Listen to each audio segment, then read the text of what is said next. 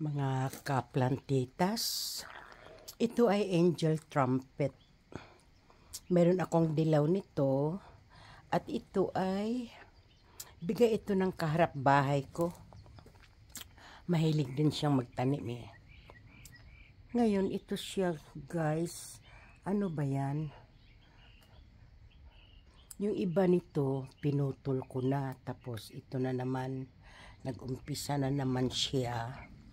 Ito ready na siyang mamulaklak oh. Hindi ko alam ang gagawin kung saan ito nang galing. Ayan, wala naman siyang insect. Actually, kasi dito ko yan nilagay.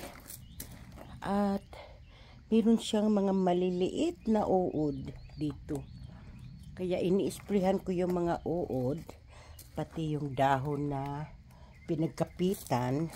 Ini-sprayan ko siya ng tubig at sabon.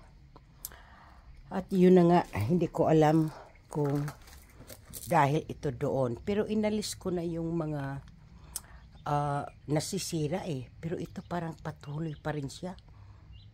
Sayang naman ito oh. Magandang bulaklak ito, angel trumpet. Meron ako dito sa likod, ano siya, dilaw. Ito naman ay puti. Ayan, comments naman dyan kung paano ko to siya isusolve. Ano ba ito? Kaya inalis ko na siya doon sa pinaglagyan ko eh. Para hindi uli siya ma-attack. Sayang ito. Diba?